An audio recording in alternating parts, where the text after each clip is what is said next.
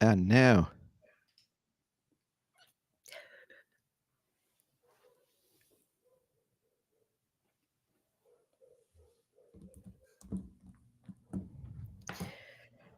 That's not what I thought we were going for.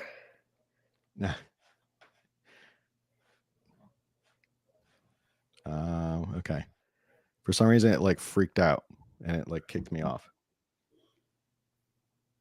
Oh, that looks so weird on Instagram Live. It just shows like barely our two faces. All right, well, we'll give it a shot. See what happens. Okay. I have my phone. I'll check. Okay. If it looks weird, Just do like a signal. yeah. Just kidding. Well, it's going to look weird, and that's going to just how it's going to be for this first try. All right, let's see if we can do this again. We'll try to watch the comments just in case. I mean, it's hard to stare at comments, but. Oh, what's going on, everybody? Thanks for tuning in to another episode of the California Underground Podcast. I'm your host, Phil, and as always, with me is my trusty co-host, the best and fastest researcher in the West, Camille. How are you? Happy New Year to you. I'm good. Happy New Year to you too. How are you? Did you have a good holiday as well? Did you have a Merry Christmas and all that? Sure. No, Christmas was fine. I was just sick. Sorry, I'm checking. I think I feel like the whole world got sick. I got sick. My dad was sick. Everybody got sick over Christmas. But the funny thing is, everyone I talked to was like, didn't take a COVID test. So yeah, that's yeah, no one, everyone's over it, and which is how it should be, really. If you think about it, it's like at this point, it's just another respiratory thing, and people are going to get sick, and they're going to cough, and they're not going to feel good, and that's the end of it. So you can extremely get like needing to know what's going on so that you know how to treat it, but no. Yeah, I mean, I had a lingering cough. I feel like a bunch of people I talked to had like a lingering cough as well. But it's over now, and you know, our immune systems that we were all blessed with, that we have inherently. So before we get started, it's 2024. We got a full year ahead of us. It's our new time slot. We're now here at 6 o'clock because the poll that I put up last year said that we want the listeners wanted it to be at 6 o'clock and not 8 o'clock. We're trying it out on Instagram right now. I apologize if the video looks a little weird. It's so if like you can hear your guitar. It's your guitar in my fireplace. I see that. Yeah, it's kind of weird, but you can listen in. This is the first time we're doing it this way. So we'll work on it. We'll work out the kinks a little bit. I think this is part of like Riverside's new streaming, doing it this way, and Instagram just rolled out this capability. So we'll see how it works, and we'll work on it. But I know a lot of people are on Instagram, and they like to follow us on Instagram and watch us on live. So if nothing else, put us on in the background and just listen to us like you're sitting and listening to a nice radio show. So 2024, before we get started, we're going to be talking about all the new bills and everything that's coming out. You were mentioning some wacky ones, which we could get to. Some ones that passed, some that did not pass. One that passed had an injunction, was temporarily halted, and then stay was lifted, and we'll get to that one. I think anybody who knows what I'm talking about knows, has been following this, knows what I'm talking about. But before we get to that, I just like to say I think 2024 is going to be a very busy year for us. I'm excited. I think 2023 we grew a lot. Thanks in large part to Camille's persistence to keep kicking me in the butt to keep doing. So thank you to Camille for that.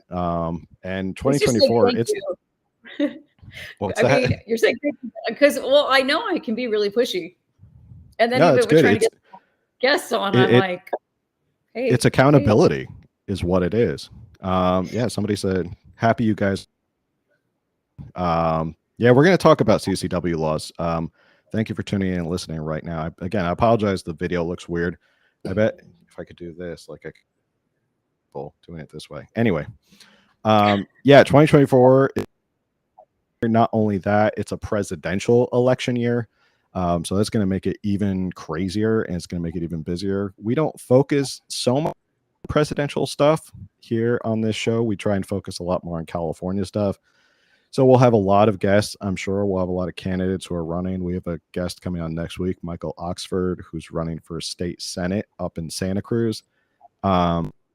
but we'll definitely be having a lot of guests on who are running, assembly members, state senators, local candidates, stuff like that. We'd like to try and get out there and do more of those live podcasts like we did last year. We're trying to get a table at the Libertarian up in February. So if anybody out there is connected to the Libertarian Convention, can you please put us in touch with someone, because we've been trying to get us a table, and so far they haven't been super. We're gonna work on that, and then I guess the convention, which who knows when that is. It was supposed to be in March, but it's in May. Has it been determined it's going to be in May? Makes sense. Is that closer to the presidential primary? Is that why they're doing it that way? I have no idea. I figured they probably so that they could have like presidential candidates and they can make more money off those like $500 tickets to see Ron DeSantis or whoever the heck is left in the race by that time. I can't imagine there'd be a lot of people left in the race by that time. I think people are starting to peter out. It's probably going to come down to Nikki Haley and Trump. But yeah, any resolutions or anything in 2024 you're looking forward to, Camille? I don't make resolutions, but then you made one that you just tagged me in. So I guess our resolution is that we're going to expose more frauds. Well, yeah, because if anyone who's like an OG fan of California Underground, you understand that during election year, you're going to get a bunch of people who are going to see the opportunity to make money off of citizens by running campaigns and promising stuff. And in the end, they just want to make a ton of money. So that's always been. What's that? I want to make a ton of money. I have lots of trips. You can run for office and make a ton of money. Thank you. And yeah, that's always been something that we've done, is we've kind of looked into what we call grifters, people who want to run and make money off of you. Some who made a professional career out of it, and we called it. I just like to say Omar Navarro is definitely one of them that we called. So we called that. I think we called that pretty much to a T correctly. Like, we found that stuff and found that he was using it, and then he got brought up on federal charges for using campaign money for personal finances, and look at that. So yeah, that's a resolution. I don't know. Any other predictions for 2024 right off the bat before we get started on any of these laws, politics wise? I don't think I have predictions. It's gonna be crazy. It's already getting crazy. It will be crazy. It's going to be crazy to see what happens, obviously, in the presidential race with Trump and all that stuff. I can't imagine Trump's not going to be the Republican nominee. I will be hard-pressed to think that Biden will actually be the Democratic nominee. Who knows? You and I are still of the belief that Newsom's going to jump in at some point and run for president. And yeah, we'll see what happens. I mean, he's running out of time to jump in and run for president. So he's also been...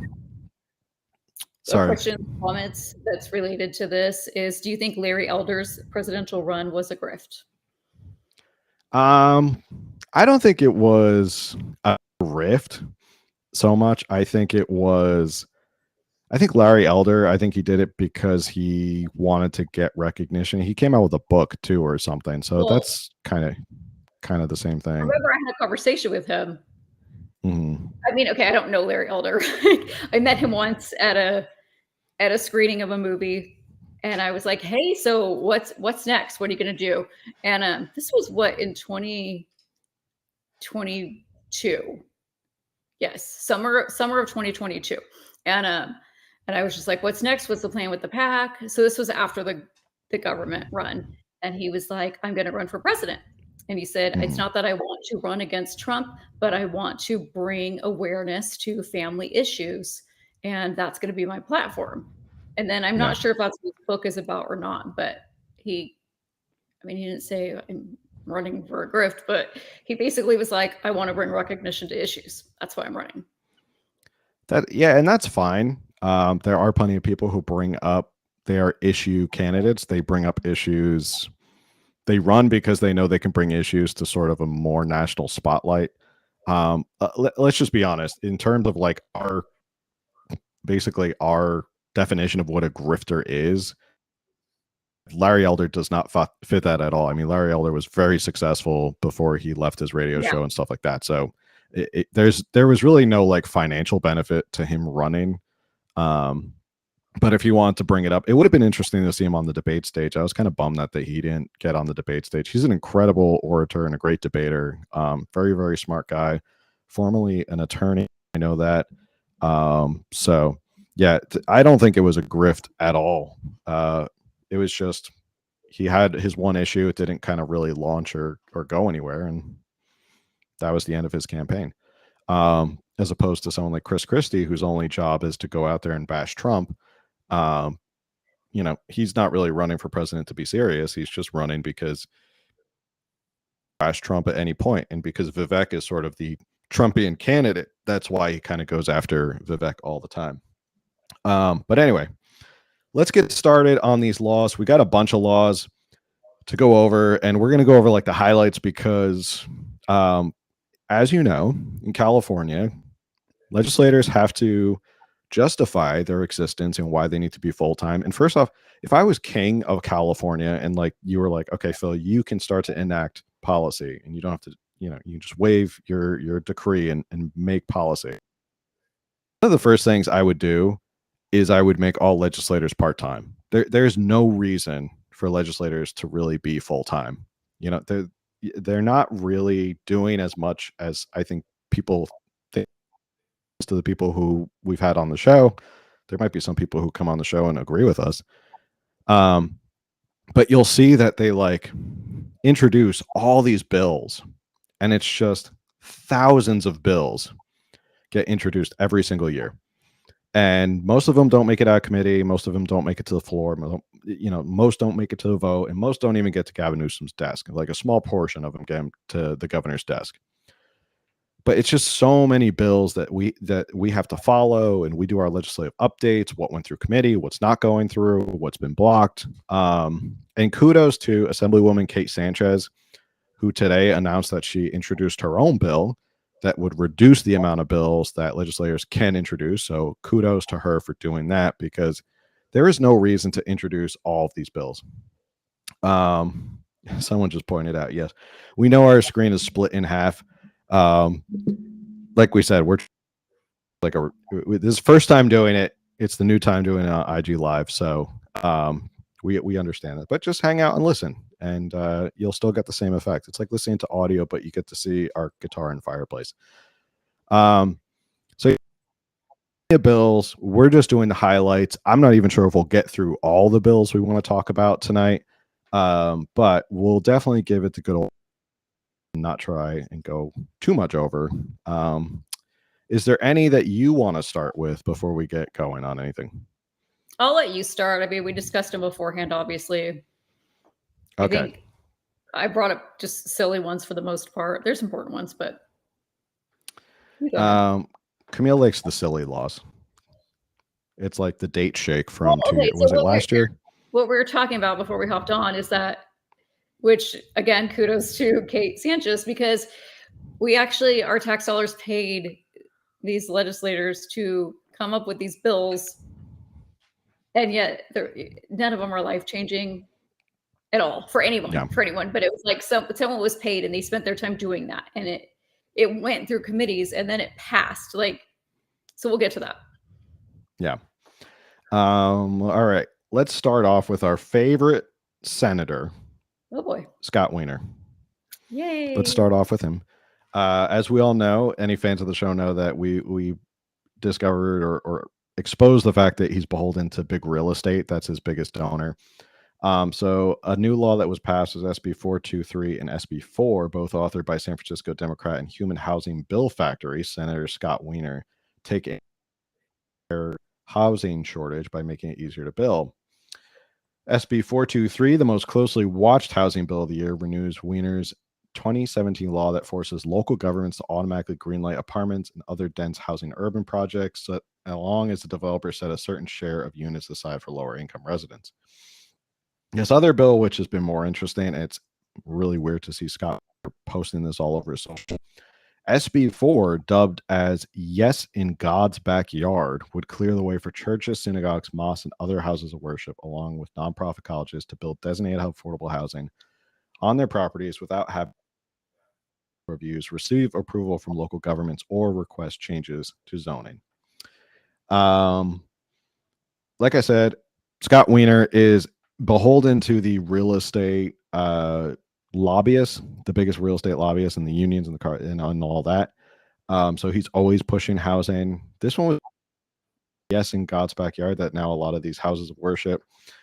Of course, the bigger irony of all housing bills that come from any Democrat, and you wrote the laws like CEQA that make it hard to build housing, and now you're passing laws to kind of get around CEQA. So, and like you'll see a lot of these Democrats complain that regulations, environmental impact studies, and all that stuff. And it's like, dude, you were the one who came up with the law and the requirements that you have to do these environmental studies. And now you're going around saying, oh, we're trying to solve the problem and we need affordable housing. Yeah, no duh. Like, we're trying to do that for years. And now all of a sudden people like Scott Wiener are jumping on it. Housing So isn't affordable. I mean, there's many reasons why it's not affordable, but because of all the freaking regulations that someone has to go to build a house, suddenly, like, before they've even started building, they're, 6 figures in. And then, of course, Yeah. that's going to go back to the home buyer. It costs so yeah, much to build the house. And okay, if Scott Wiener authored the bill, I mean, I'm automatically like out. Like, it's just him. But I do agree with, okay, remove all these environmental restrictions, because I remember reading when I was like a teenager about going on in California, where they stopped a housing project multiple times because they found endangered flies and needed to make sure that they did not hurt the flies. Okay. Yeah. Endangered flies. Flies. Don't ask me what breed of flies. But they're endangered. They were endangered, and so this housing project couldn't carry on until they could figure out a way to not hurt these flies. Yeah, I mean, if they want to get really serious about housing, there's a really easy solution, which is basically start all over again.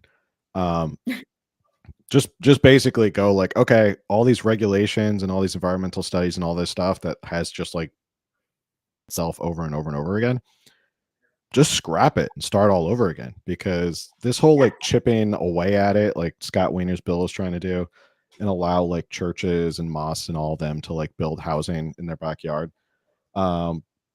It's acknowledging that there is a problem with zoning and regulations here in California without really addressing the issue, which is just get rid of it all. Just Get rid of over.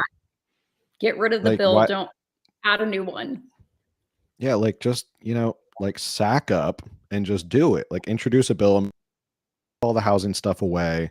Let's start all over again, because there's too much regulations and stuff layered on top of each other at this point to really make a difference. Like you said, it gets to a point where it's so expensive because now they require builders to use a certain type of wood, and they have to use a certain type of recycled metal, and they have to use a certain type of this, and they have to put this kind of electrical system in. And it like becomes this whole like everything costs more, and housing is unaffordable in California, because by the time the finished product is done and in, they have to charge $500,000 or way more to even get a profit off of any of these housing. So just scrap it and start all over again. Dear Lord, But $500,000 sounds so cheap right now. I know if I saw a house for like $500,000, I'd be like, let's put in an offer right now. But then we'd be outbid by like someone with cash by $150,000 or something. Okay. Next one. Any suggestions you want to move on to the next one, or should we just keep going down the list? Go ahead, and I'll just, run my mouth. Okay. Whenever you're ready to jump in and announce any wacky laws, let me know. This next one, we've been following this one for a while. This is SB 40, expands the legal definition of gravely disabled. So let me back up here. In case you've been living under a rock, California has a homeless problem. California has not figured out how to address that homeless problem. The homeless problem has gotten so bad, Democrats are starting to feel the wrath of voters going to meetings and city council and county meetings and stuff like that, saying there's too many homeless. So they've thrown $20 billion at the problem for housing. That hasn't worked. They've tried to figure out how to get them off the streets with free housing and all this stuff. Hasn't really worked. So the Democrats, the champions of civil rights and privacy rights, are now enacting a law or expanding a law in California that thereby infringes more on your civil rights. And what do I mean? There's this law called the Lanterman-Petraeus Short Act of 1967. Basically what it is, and to boil it down to give people a mental image, it's the white men or the men in white coats coming in with a straitjacket and throwing you in a van and taking you to a mental institution. That's a crude way to put it. Basically what it is, it's a conservatorship where you're so mentally incapacitated and you have such mental issues that basically the state says you have to be forced into a mental health care facility. Now, this has been a really, really hard standard to meet. Obviously, you don't want to just kind of apply and have anyone thrown into a mental institution. They've chipped away at it over years to make it harder and harder.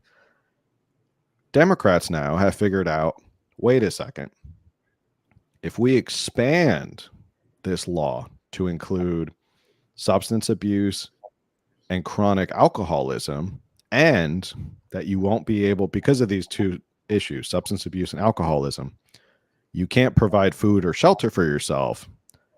Wait a second. Now we can have courts deemed competent, sweep them off the street and throw them into mental institutions. So that's what Democrats have basically done. This is what Gavin Newsom has championed. He has come out with this thing called Care Court. It's going to be implemented and rolled out in several counties. San Diego is one of them. I think LA. It's another one, San Francisco. I don't know if Orange County is one of them, but it's like the bigger counties are going to go first.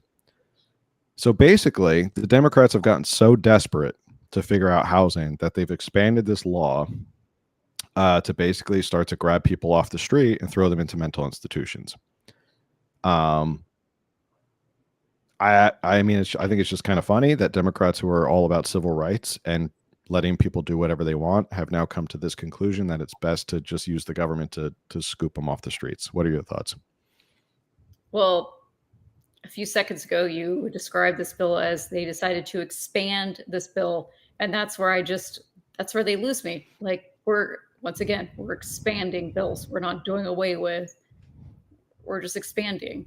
And we already know, yes, there's some actual facilities that are helping people, but we already know they're not. They're literally just like, from everything that we've heard and been told so many times, they're basically taking them to drug safe houses, which aren't really safe, but it's like, and I'm not saying that all homeless people are drug addicts. I have worked with homeless people and they're not all drug addicts. You know, there's different situations, it happens, but it's this, like, they're not helping them recover and, you know, releasing them back into society as functioning people. They're encouraging this behavior, while we also know that they pay homeless people to live here, which encourages homeless people to come from other states because, hey, we can still be homeless but have money in California. And so they need to end that, or we're never going to see an end to this. And I don't think that we'll ever actually see an end to homelessness, but let's, you know, bring it. It's ridiculously out of control, and we're encouraging it. And these so-called safe places and mental facilities they're just going to medicate them. They're going to allow them to use their drugs or whatever, but like, at least it's under supervision. They're not doing anything to help these people get out of their situations. Yeah, it's one of those things. I think. Well, let's see. It said who supported it was the Big City Mayors Coalition, which includes mayors from the state's 13 biggest cities. Um, I mean, that's not surprising. If you're a mayor of a large city in California, you are hearing it from your constituents that Yeah. homelessness is a problem, and you're hearing it from your constituents that mental issues with homelessness has become a real problem. Um, and what else are you going to do? At a certain point, you've run out of solutions. So someone authored this bill and said, "Hey, why don't we just make it easier to just nab them off the street?" But you're right. Why don't we also enforce the laws in terms of, you know, loitering or vagrancy or any of these things that we should be doing? We should be putting a hard, and we've talked about this before with homelessness. There has to be sort of like a line for society to go, this is where society is. Excuse me. This is where society is if you want to be a member of society, you have to act in a certain way. When you cross that line over in society and you start to do things that are not in line with what normal people in a functioning society would do, you sort of, there has to be a stop to it. Uh, and I think the problem is California has let that line go way out, and like homeless have just really kind of pushed that line farther and farther out, where tax-paying citizens are now fearing for their lives when they go outside. They don't know if like this homeless person I'm walking up on who is clearly under the influence of some sort of drug or alcohol, are they going to attack me? Am I in trouble? Like, do I have to walk to the other side of the street? It becomes, well, I'm a normal functioning person of society. What do we do in this case where someone's not a normal functioning person of society? So to your point, I think we saw hard on homelessness. There has to be a line in the sand of like, okay, you can't do this anymore. Like, we've dumped $20 billion worth of time into providing housing, giving you an opportunity. And if you don't take it, then like, we don't know what else to do. Like, you can't, it's the old line. You don't have to go home, but you can't stay here. Like, you just can't anymore. So there's a lot to fix on homelessness, and you're right. We can't continue handing out money. We can't continue to give stipends. We can't get, like, San Francisco can't continue to give $600 a month in cash payments. You have to make it uncomfortable, but also give people that option of somewhere to go to get help, whether it's charities or housing or something like that. But it can't continue the way it is.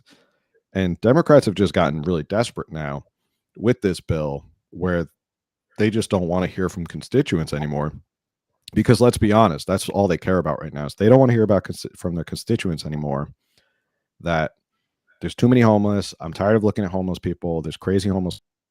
I can't walk my dog. I can't take my kids to the park because there's homeless people in the park. That's all they care about.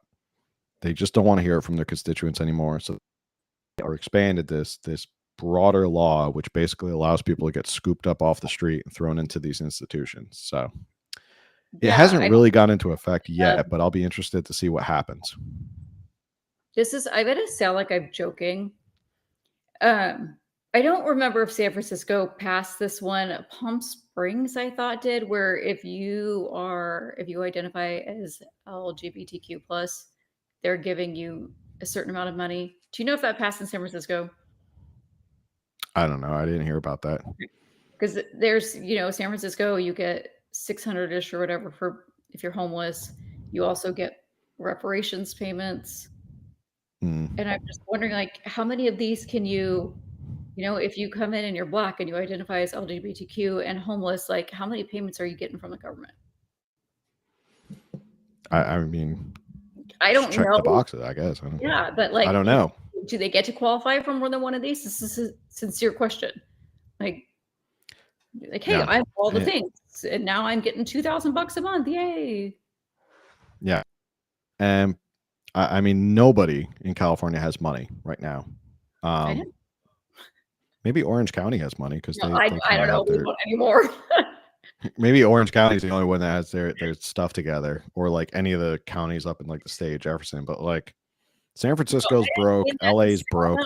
Like, I'm sorry, because I didn't mean to come across sounding that way. I'm just saying, like, I know for us, it's like, you know, I do get to stay home, but it's becoming increasingly harder. I mean, California does not have money, and we're going to talk about that in a couple of weeks on a different episode about why California doesn't have any money. But I think reparations should be probably dead in the water now that we're $68 billion in the red. Okay, so speaking of that and dead in the water things, California ID, this is so kind of randomly off topic. They keep extending that. Do you think that's going to end up being thrown out? California ID? The real ID that California is switching to. You know, they delayed it because of COVID, and it's delayed again and delayed again. And like right now, you have to have it by May of 2025. So just a little over a year. But they've extended it so many times that I'm starting to think that's going to just be done with, or just be like, no, this is obsolete. No, that one I actually think is going to go through eventually, just because you needed to like use it as an ID to get on a plane, correct? Not yet. Not yet. You will. Not yet. You will eventually. Yeah, you need to get your real ID done. Yeah. So I think sooner or later, like it's gonna force people to get a real ID, because if you want to get on a plane, unless you use a passport, you're gonna have to get a real ID. But yeah, you're right. It is one of those things. I keep going to the airport and I see like it just keeps getting delayed until I feel like I've been seeing like get your real ID by this year, and then it's like right, then it's next year, and then it's 2 years, and then it's like who knows like when it's actually gonna go into effect. I mean, just I don't know, just get your real ID if you want to fly on planes. Just makes it a lot easier. Is there like wow, Phil? Is there like a holdout? Is there a holdout for like why people want to keep their old ID? I don't know. It doesn't. Well, no, but now it's just time and money for you to go get a different ID. True. Yeah. Nobody likes to go to the DMV. And what is this money going towards? It's not fixing our roads. Well, no, none of the money ever goes to roads. It gets siphoned off into other projects. It gets the high-speed rail, which they're trying to bring back from the dead, I guess. I saw that news today, that they're trying to bring back the high-speed rail, and that they're all excited because they think they're going to actually finish it this time, and they're going to have a rail line between Fresno and other parts of Central Valley, you know, those populated areas that people are trying to get to. Okay, this is speaking of dead in the water, this is another one that I actually thought was kind of interesting. Camille, have you ever served on a jury? No? Okay. Do you know how much you get in a daily stipend to serve on a jury? It's $11 now, right? It's $15. Oh, no. Okay. So $15 barely covers your lunch while you're in jury duty. They actually passed, it would expand the stipend from $15 to $100 for like you had to show like income as to why you needed. I don't think that's a horrible. I don't think it's a horrible idea, because there's a lot of people who just don't show up for jury duty. I think you should be judged by a diverse group of your peers. I don't think it should just be. It always ends up being like retired people who sit on juries, because they have time and they don't have to worry about money. So I don't think it was a bad idea. I think $15 is kind of ridiculous to serve on a jury. No, I agree, but now to have to prove that you need the $100 or that you're in, like, is that what you said? Well, when you get a jury summons, what happens is you can say, I can't serve as a financial economic hardship. I get out of it by, let's see, there was breastfeeding for several years, and now I'm a homeschool mom. If I'm gone, my kids don't get educated. Wouldn't want to do that. So there you go. Those are your ways to get out of it. But some people say, well, I'm not going to get time off. I don't make enough money. I'd lose all this money. And like, I take time off. So you do lose out on a good portion of the population who just can't serve on a jury. I don't know if $100 makes it up, but it does make a big more people would be inclined to sit on a jury if they were being How does compensated it work properly. now? Because since I've never done it, it's you call in the day before or the morning of, or how does it? What's the process now? I mean, here in San Diego, the process is you take your little ticket, you show up to the courthouse the day of. There's a huge room where there's like hundreds and hundreds of people. You have a number, and then they call your number randomly, and then you go up, and they either dismiss you or they send you to a courtroom where you go through voir dire, and then you get picked for a jury. And how long approximately before your number is called? Could be an hour, it could be all day long. Okay. So it's until you're dismissed. So let's say you're there for 5, 6, 7, 8 hours. What is your wage now for being there? You don't get compensated for that's for showing up. You get compensated when you sit on the jury. Right. Right. So you could wait all day and you've now lost that day and you don't get any stipend for it and you've spent your gas money to go there.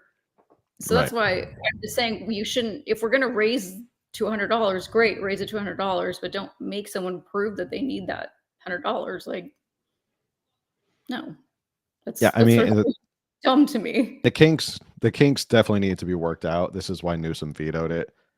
He said, well, I appreciate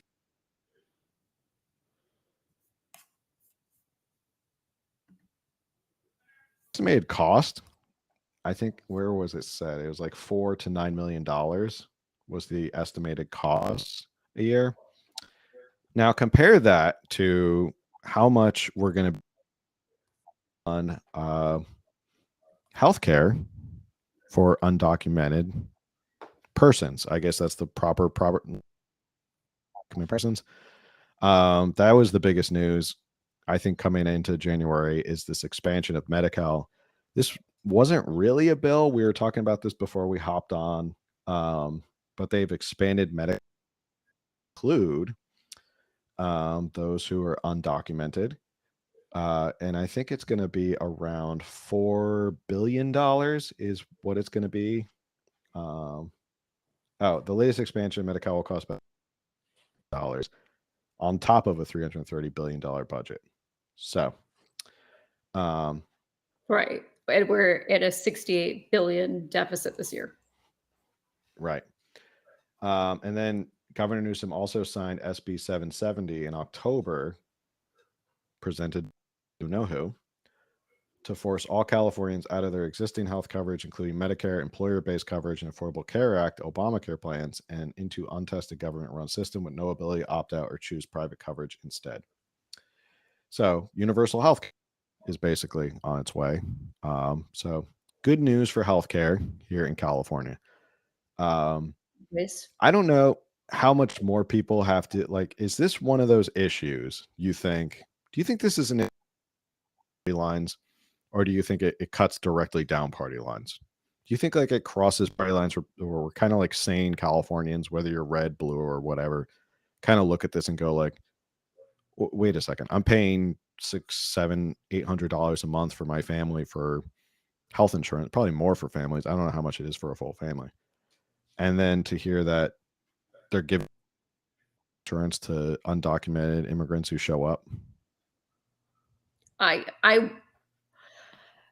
I wish it was a nonpartisan issue in the sense that the majority of California would be sane enough to say that's a really bad idea, but it's likely split. And I have a feeling at least extreme leftists probably agree with it, while the majority of anyone to the middle, to the right is like, no, this is. Did that answer your question? Is that what you were asking? Yeah, I think, we keep talking about California go too insane that it starts to shape people who are more in the middle, or maybe they're middle left leaning. I wonder if this is one of those issues that like starts to wake people over. They're like, wait a second, how much are we spending on free health insurance for those who are undocumented? And then they look at their health insurance bill and they're like, wait a second, how much am I health insurance? Why am I like, I wonder if that's just an issue that does start to cut across lines that people kind of go, is this a bridge too far? I hope I, so. I would hope it kind of wakes up a lot of people to the point where they go like, what are we spending money on? And then on top of the fact that we have a $68 billion deficit, I think that combined with each other kind of goes, we're already in a huge deficit, yet somehow we can afford to pay for this, but we can't afford to pay people $100 to serve on the jury. So someone said in the chat, you have to have a real ID to buy a gun nowadays. There you go. If you want to purchase a firearm, you need a real ID. That started because we bought one recent. Well, no, I guess it wasn't that recent, huh? Without it, maybe it's new.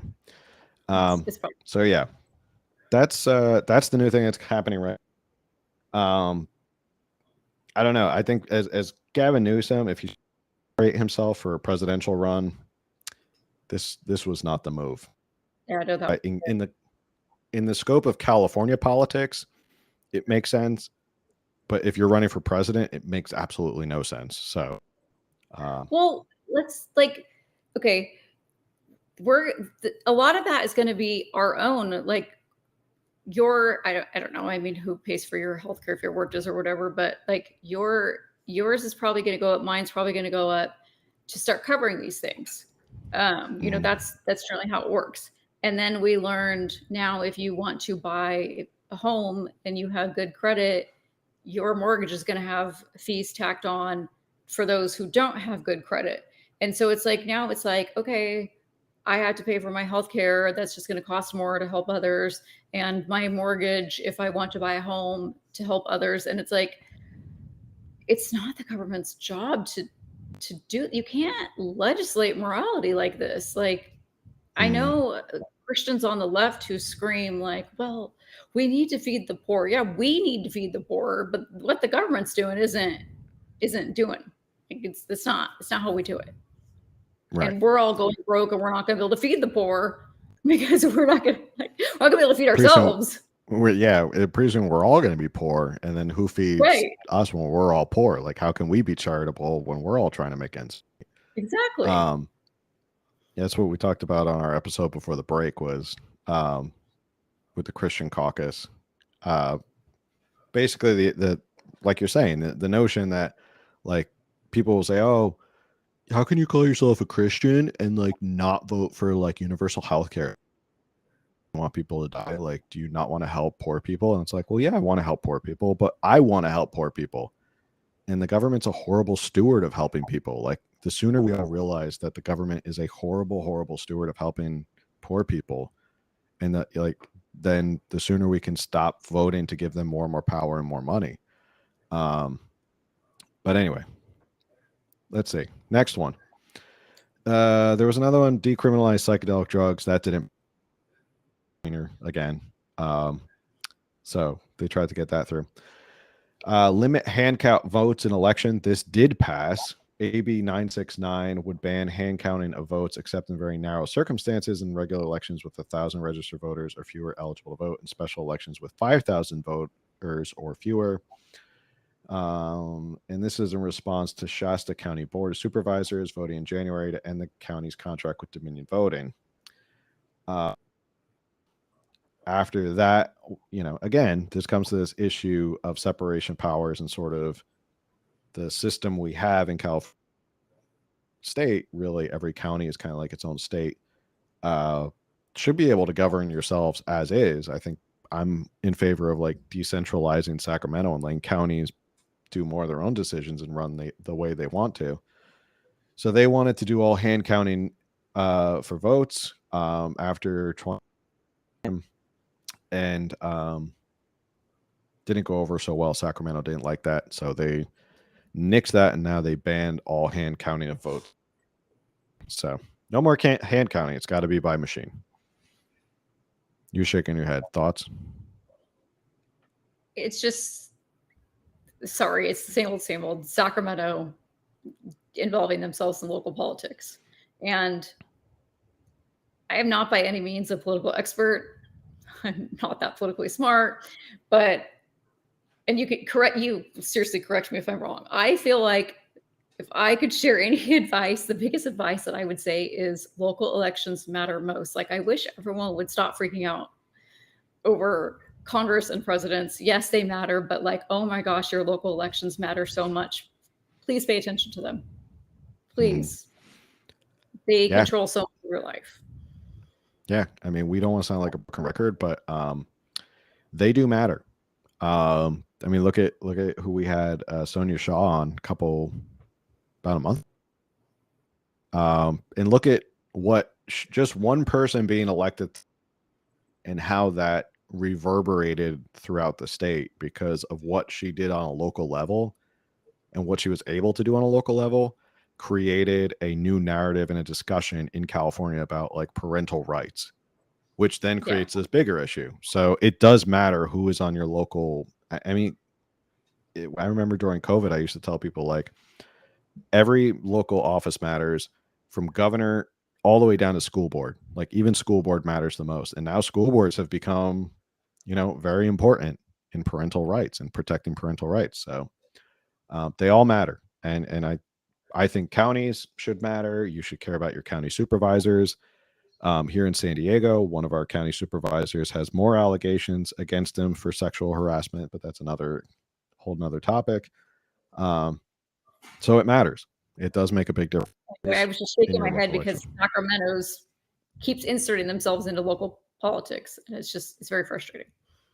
Well, again, it's sort of the irony of Democrats is that they're always screeching about how Donald Trump is a danger or a threat to our democracy, but then when local official and local elections are democratically held and people vote in certain politicians, they're like, "Whoa, no, you can't have those types of politicians. We don't respect those types of decisions." So they like democracy, but not when it goes against them. That's the thing about Democrats, and Sacramento always puts its nose in. Another bill that died, which I thought was absolutely ludicrous. They wanted to, this is SB 799, they would give unemployment to those who are going on strike, workers who go on strike. And of course, the California Labor Federation was a big proponent. A slew of unions also supported. Not surprising. And it basically would, it would give you unemployment if you went on strike. Now, to me, this just screamed as a huge bailout and gift for the unions. If you know anything about California politics, the unions have a lot of power. And by doing so, you now allow people to go on strike more easily, which gives unions more power, which gives them more negotiating power. And basically, it's just a kickback to the unions. Thankfully, broken clock is right twice a day. Gavin Newsom did veto this. This is not law. He said the expansion of eligibility for unemployment benefits could increase California's outstanding federal debt, projected at nearly $20 billion, and could lead to increased taxes on employers. Quote, furthermore, the state is responsible for the interest payments on the federal UI loan and to date has paid $362.7 million in interest, with another $302 million due. Message. Now is not the time to increase costs or incur this sizable debt, unless it's $2.6 billion of Medi-Cal for undocumented migrants. So yeah, I was glad that this was actually vetoed because you know what? Call me old-fashioned. I'm gonna strike. There's got to be some risk involved, right? Like you can't, if you're still going to get paid to go out and strike, then I mean people will just strike at any point, right? Like there's really no risk. There's no like downside to striking. You can just be like, well, I'm going to go strike and I'll get paid my unemployment and then I'll just sit on the picket line.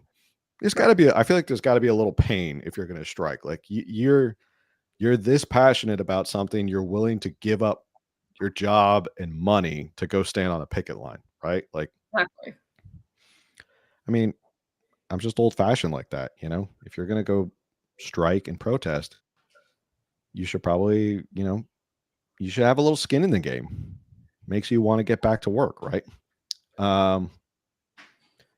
Any thoughts on that before we go to the next one? No, I agree with you. Agree 100%. All right, we're going to kind of go more rapid fire since we're coming up almost on an hour. Fast food workers got a raise. AB 1228 is now $20 an hour. And in response quickly, Pizza Hut laid off all of their delivery drivers in all of California, about 1,200 delivery drivers. So well done on that. It's an hour.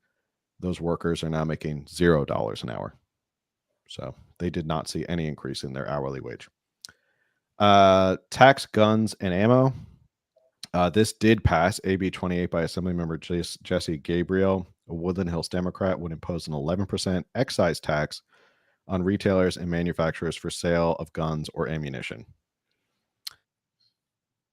I think, who was it said they were going to sue over this? One of the gun rights groups was going to sue over this. What are the taxes to go to? Like, I mean, usually they say this, like, is this going to go to some sort of gun safety fund? Like, bringing an estimated $160 million annually for violence intervention programs, school safety improvements, and law enforcement efforts to confiscate guns. So, from people who are prohibited from owning them. So, that's what it's going to go to. I mean, it doesn't stop a lot of people. It sucks. right. If you are a gun owner, people aren't going to stop buying it. What was this? Somebody said this is not. Oh, this is Gavin Newsom said this is not a general income tax. From my perspective, it's more of a sin tax. So that's what Gavin Newsom thinks of you buying guns and ammunition. It's a sin to buy guns and ammunition here in the state of California. This last one I want to get to because it's interesting and we've been following it. And speaking of gun owners, SB 2 was the law regarding carrying concealed weapons. Little background about it for those who don't know. Supreme Court came out with a decision last year. It was an amazing decision in the Bruin decision. Basically, it said everybody has a right to carry and conceal. It's part of your Second Amendment rights. It's our defend ourselves. It's part of our nation's history to carry and conceal. So basically, they said there should be no more good cause. It should be easier for everyone to carry and conceal. So made it a lot easier, especially here in California. Notoriously makes it hard to get a carry and conceal permit in some counties like San Francisco or any places like that. Now they couldn't use good cause to like block people to get carry and conceal. Basically, everybody went from may issue to shall issue as long as you don't have like felonies or anything. So there was a onslaught of people applying for permits. So there was a small part in the Supreme Court decision where they said you can name certain places based on our history as sensitive places. Now, these are places that throughout our history, we wouldn't carry firearms. Like government buildings is one. I'm trying to think of other places. Basically, all government buildings, like you can't carry firearms there. But other than that, like private businesses, you can carry a firearm to protect yourself as long as they don't have a metal detector to try and keep you out. Parks, any other public areas, stuff like that, walking along the sidewalk. So a lot of these states, these blue states go, aha. So you said as long as you can't carry in sensitive places. Therefore, we're going to write a bill that says you can't carry in private businesses, you can't carry in schools, you can't carry in parks, you can't carry in church, you can't carry here. You can't carry on the sidewalk next to a private business. You can't carry on a sidewalk next to a church. You can't carry on a sidewalk, blah, blah, blah. So basically, you now have a bill that allows you to carry and conceal from your home to your driveway to your car. And that's about it. That's really it. Oh, and you could carry in private businesses as long as there was a sign on the front of the business that said, carry and conceal firearms are welcome. As if any business is actually going to put that out there. So obviously SB2 was signed into law, immediately gets struck down federal court. Judge said gross misrepresentation of the Second Amendment, what Bruin said. There was a preliminary injunction. Huge win. SB2 not going into effect. Now they had this administrative stay, which was for like a week or so. That has just been lifted. And most people, including myself, legally think this has no legs and it's going to get struck down in federal court. So basically, it was supposed to go into effect. Federal courts have district court struck it down, said it's unconstitutional. It was appealed to the Ninth Circuit. We'll see where it goes from there. I imagine it's going to get struck down one way or another. So good news is if you're a carry and conceal permit holder, you can now carry under the old rules before SB2 because there is currently an injunction. So that's where we're at. Any thoughts on SB2? Well, great. It's great news that it's, currently struck down. And obviously, I really hope it stays that way, especially in California. That will set a huge precedent for the entire nation, I hope. Yeah. And I mean, well, I've always said, and my belief is let them pass these crazy laws because they're going to get struck down. And you're just creating more case precedents for the Second Amendment. Yeah. Great. Like we had this one Supreme Court decision, which was huge.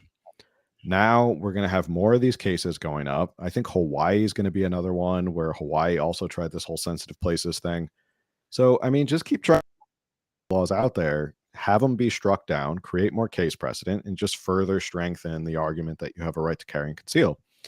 So I'm, as a carry and conceal holder myself, I think it's great news. I think it's the fact that they left the injunction in place as opposed to like this stay pending appeal, which is usually what the kind of BS that they usually do, where they're like, we got a ruling, but now it's stay pending appeal. That happens in a lot of Second Amendment cases. It's great that the injunction is going to be throughout so that's great news. Shows that we're probably on the right side or right track, and that this is eventually going to get struck down.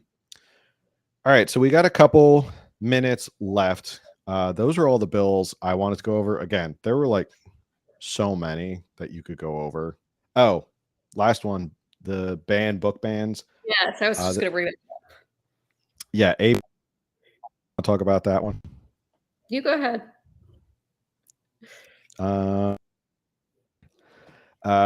So basically, like we were talking about with school boards, AB 1078 will penalize school boards that ban books and other educational materials based solely on the material's inclusion of history related to Black, Latino, Asian, Native American, LGBTQ people, and other groups. It would amend the existing education code, which requires teaching materials to include the experience and perspective of diverse racial, ethnic, and LGBTQ groups in curriculum. Again, they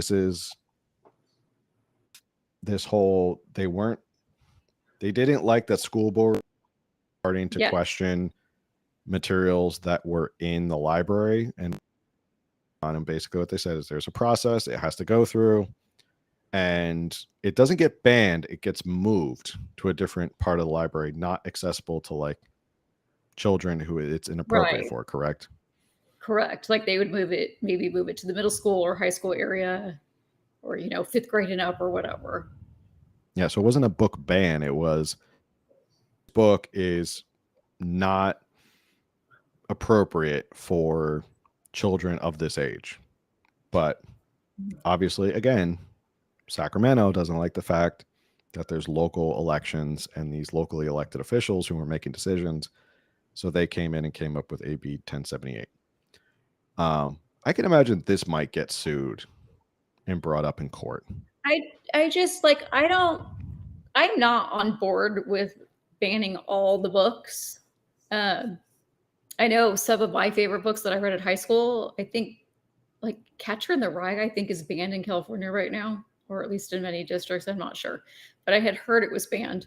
I loved that book, but reading is great, but we can't ban book banning because at some point there's going to be something that I think the majority will disagree with, both sides down the line. Like they're going to be like, no, this cannot be. We have to, because, and where do they, if the graphic books are okay, then what makes the graphic videos not okay too? Like, Yeah. this is one of those, it's a slippery slope bill. And so I don't agree with it because of that.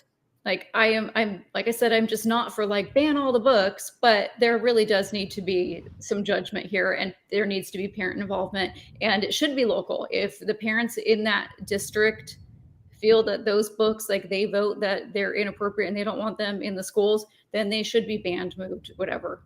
And again, these books are being banned from schools. You can still buy it on Amazon, pick it up at your local library or whatever. Like, it's not like this book just got burned for eternity. So I hate the extreme, like, it's banned. Like, no, if you really want your kid to read it, just go buy it, go borrow it, whatever. Yeah. Amazon exists. You can get it probably next day or same day delivery. It just exactly. You can probably get it on Kindle for 99 cents immediately. Like, but yeah, it's just, again, slippery slope. Where does this end? There's something's going to enter the school system, but they're going to be like, oh no, our hands are tied, it's allowed. And like I said, like, where do we stop now with videos, like movies and stuff? What is and isn't okay? Ask, why can't I see your faces? We're again, we don't want it's our first time doing IG live with this software, so we'll figure it out. But hey, we're here, we're live, and you're listening to us. And thank you to everyone who's been tuning in. It's great. Instagram live brings me back to coffee and California politics days, the good old days, the old, the throwback days, right? Anyway, any weird law up? We talked about the mushroom one. There was another one. I just would like to let everyone know that we officially have a state mushroom. I know you all were waiting for that. So California has a mushroom to go with our poppy and bear flag. Well, yeah. Anyway, we have a mushroom. What so mushroom? In other words, it doesn't say in this. Does it? Let's see. There's also the gender neutral toy display. It doesn't add any special protections to the mushroom. It's just meant to highlight and honor a unique California species. Okay, so I guess we have a unique species of, and then you can park your scooter in your apartment now.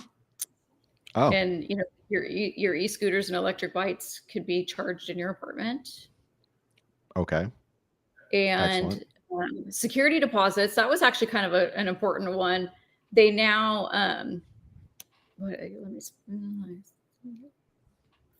you no longer need 2 months rent, because it used to be like the security deposit plus possible fine. I haven't rented in so long, I don't remember, but it was like 2 months worth, and I think they can only charge you now 1 month's worth for the security deposit.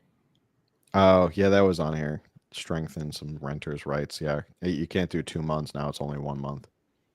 Of course, the one because our coin will all be renters anyway soon. So it's good news for a lot of us.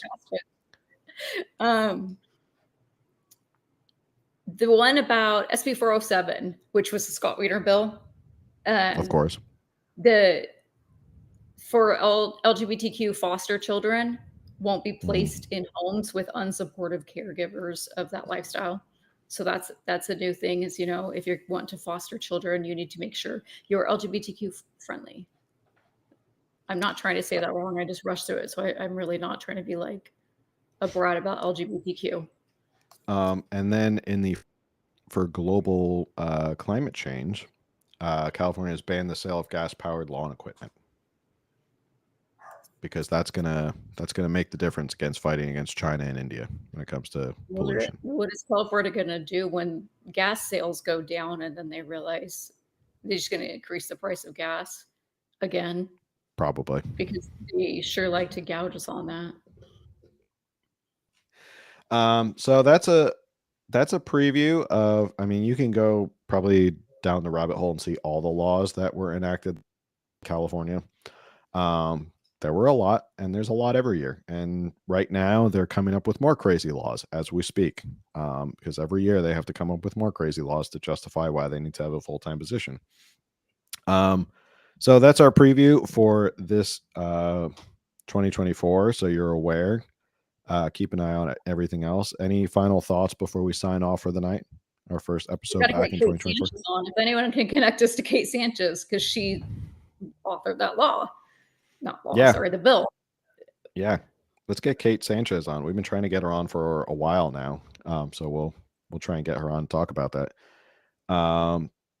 Yeah, next week we're having a guest, Michael Oxford, who is running for state senate in Santa Cruz. So he'll be the first candidate of 2024. Then after that, I think is why we're in a deficit, and then we're gonna have another follow-up episode about the first grifter episode of 2024 will be a follow-up episode on Carl DeMaio, who's now running for state assembly. We'll be doing our homework and getting all our ducks in a row for that one. I think that's basically it for our first episode of the year. Any final thoughts or? Nope. Great. Okay, well then I'll end every episode as I usually do, which is make sure you like, share, subscribe, review. Sorry about Instagram Live and why you can't see our faces. We'll try and figure that out. It might be a software thing that we don't really have control over. But thank you for everyone who tuned in and is watching the live on Instagram. It's like I said, like the old coffee in California politics. And make sure you follow us on YouTube, all those different places. And the best thing you can do to support the show that's absolutely free is you can send it to other Californians, especially Californians who need to know about all these new laws going into effect. So with that, we will see you on the next one. Have a good night, everybody. Later.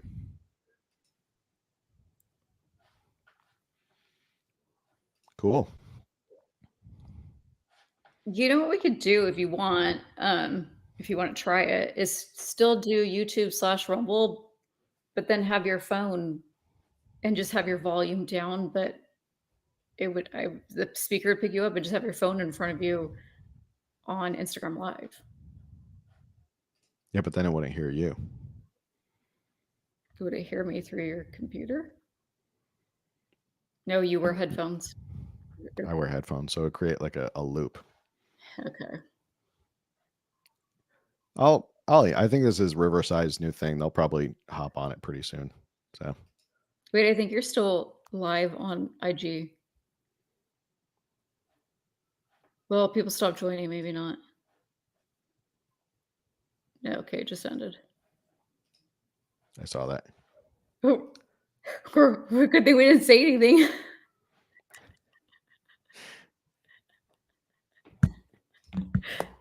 What does it say? If you continue this video, live won't be saved unless you're previously chosen. Okay, cool. How do I get out of this though? Is the question.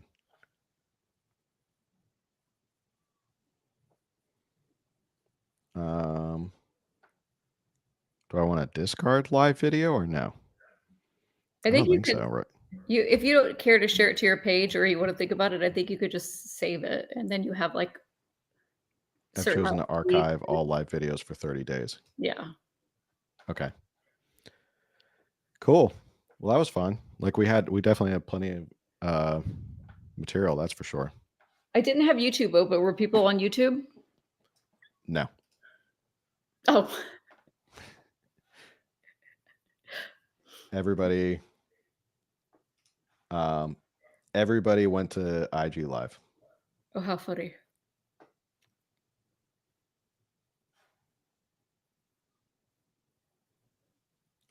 Let's see, end.